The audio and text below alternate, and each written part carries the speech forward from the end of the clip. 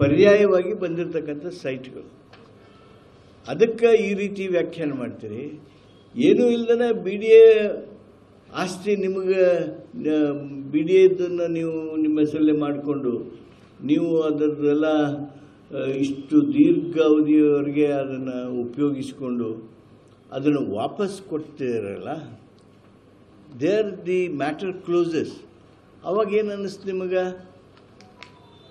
Why did U C anything wrong here? ಅದರಿಂದ ಅನವಶ್ಯಕವಾಗಿ ತಪ್ಪು ಹೇರೋದು, ಜನರ ಮನಸ್ಸಿನಲ್ಲಿ ಸಂಶಯ ಸೃಷ್ಟಿ ಮಾಡೋದನ್ನು ಬಿಡ್ರಿ. ನೀವು 1978ರಿಂದ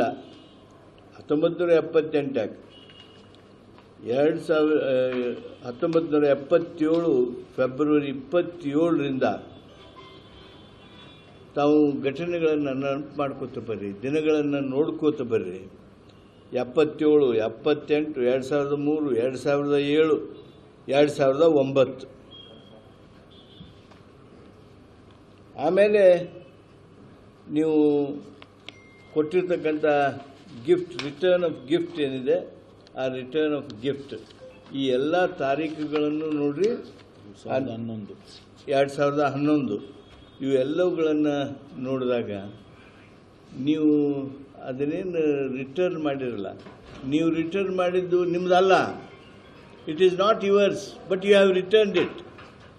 here the property which has come as a compensatory land, ಅದನ್ನು ಪರ್ಯಾಯವಾಗಿ ಬಂದಿರತಕ್ಕಂಥದ್ದನ್ನು, ಪರಿಹಾರವಾಗಿ ಬಂದಿರತಕ್ಕಂಥದ್ದನ್ನು, ಅದು ಮತ್ತೆ ಅದೇನೋ ಅದನ್ನು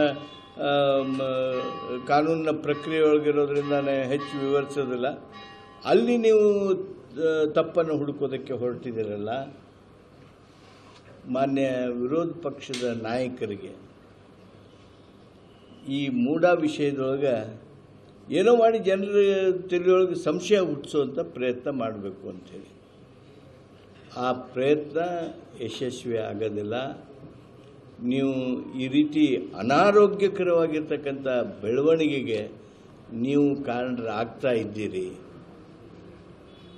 ನೀವು you are now liable to explain. ನೀವು ಇದಕ್ಕೆ ಉತ್ತರಿಸಬೇಕಾಗತ್ತೆ. ನಾವು ನಿಮಗೆ ತಾರೀಖು ಹೇಳ್ತೀವಿ, 24/2/1977, 27/2/1977, 31/8/1978, 26/2/2003, 12/11/2007, 16/10/2009, ಆಮೇಲೆ 2011.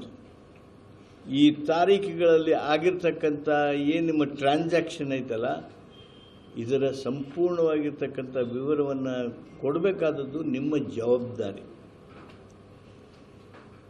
ಅನವಶ್ಯಕ ಜನರ ಮನಸ್ಸಿನಲ್ಲಿ ಸಂಶಯ ಸೃಷ್ಟಿ ಮಾಡುವಂಥ ಹೇಳಿಕೆಗಳು ಅನಾರೋಗ್ಯಕರವಾದದ್ದು. ಇದು ಸರಿಯಾದ ನಡವಳಿಕೆ ಅಲ್ಲ.